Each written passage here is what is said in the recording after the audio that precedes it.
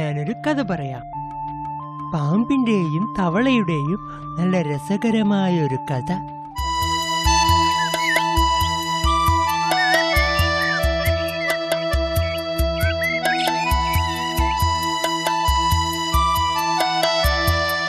പണ്ട് താമരകൾ നിറഞ്ഞു നിൽക്കുന്ന സുന്ദരമായ ഒരു തടാകമുണ്ടായിരുന്നു.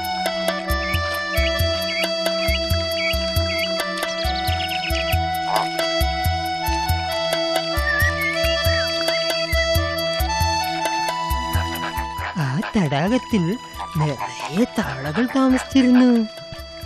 അവർക്കൊരു രാജാവുണ്ടായിരുന്നു. ആ തവള രാജാവിന്റെ പേരാണ് മണ്ടൂകൻ.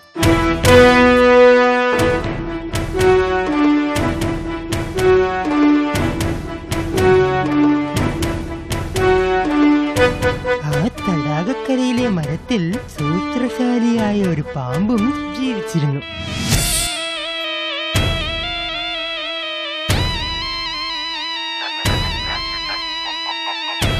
അവൻ ആ മരത്തിന്റെ മുകളിലിരുന്ന് തവളകളെ എപ്പോഴും നോക്കുമായിരുന്നു.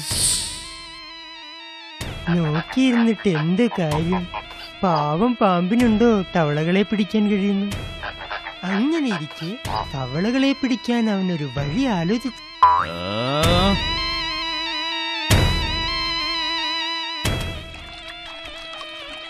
അടുത്ത ദിവസം അവൻ പതിയെ ഇഴഞ്ഞിഴഞ്ഞ് തടാകത്തിനടുത്തേക്ക് പോയി.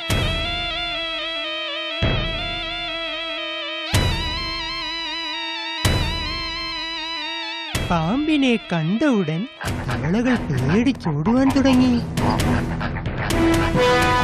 എന്നാൽ ധീരനായ മണ്ടൂകൻ പാമ്പിന്റെ അടുത്ത് ചെന്ന് കാര്യങ്ങൾ അന്വേഷിച്ചു. ആരാ? എന്താ? സുഹൃത്തേ, ഞാൻ നിങ്ങളെ ഭക്ഷിക്കാൻ വന്നതല്ല, ഒരു സഹായം ചോദിച്ചു വന്നതാ. സഹായമോ? എന്ത് സഹായം? പണ്ട് ഞാനൊരു ബ്രാഹ്മണന്റെ മകനെ കടിച്ചു കൊന്നു. അതിൽ കുപിതനായ ബ്രാഹ്മണൻ നീ ഇര പിടിക്കാൻ കഴിയാതെ അവശനായി തീരുവാൻ ശ്രമിച്ചു. അദ്ദേഹത്തിനോട് ശാപമോക്ഷത്തിനായി കരഞ്ഞപ്പോ അദ്ദേഹം പറഞ്ഞു, നീ ഭക്ഷണമാക്കിയ തവളകളെ ചുമലിലേറ്റി നടക്കണം. അതാണ് ഞാൻ നിങ്ങളെ തേടി എത്തിയത്.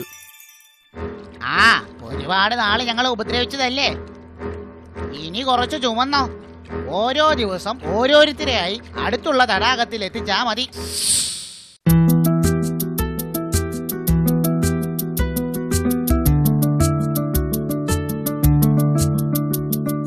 മണ്ടൂകരാജന്റെ കൽപ്പന അനുസരിച്ച് അടുത്ത ദിവസം ഒരു തവളയുമായി പാമ്പ് യാത്ര ആരംഭിച്ചു.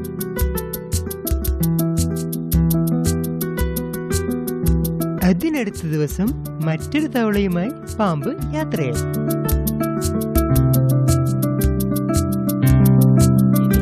അവൻ ഓരോരോ തവളകളെയും കൊണ്ടുപോയി. മണ്ടൂകന്റെ കൂടെ ഉണ്ടായിരുന്ന അവസാനത്തെ തവളയെയും അവൻ കൊണ്ടുപോയി. ഒടുവിൽ മണ്ടൂകന്റെ ഊഴമെത്തി. അവൻ മണ്ടൂകന്റെ അടുത്തേക്ക് ചെന്നു. എന്താ ചങ്ങാതി, മറ്റുള്ളവർക്കെല്ലാം സുഖം തന്നെയല്ലേ? എല്ലാവർക്കും പരമസുഖം.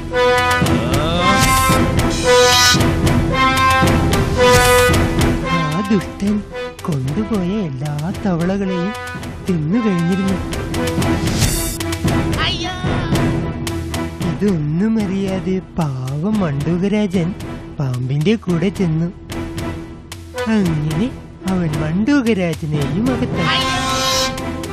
ഒടുവിൽ മണ്ടൂകരാജന്റെ കിരീടം മാത്രം ബാക്കിയായി. ആ തടാകത്തിലെ തവളകളെ മുഴുവൻ തിന്നു കഴിഞ്ഞപ്പോൾ അവൻ അടുത്ത തടാകം തേടി യാത്ര ആരംഭിച്ചു.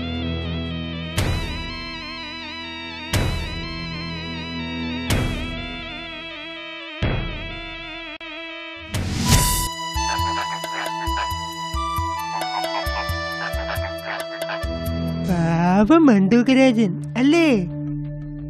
ഈ കഥയിൽ നിന്നും നിങ്ങൾക്ക് എന്താണ് മനസ്സിലായത്? ശത്രുക്കളുടെ വാക്ക് വിശ്വസിക്കരുത്. അതെ, ശത്രുക്കളുടെ പെട്ടെന്നുള്ള വിനയവും സ്നേഹവും അവരുടെ സ്വാർത്ഥ കാര്യലാഭത്തിനായിരിക്കും.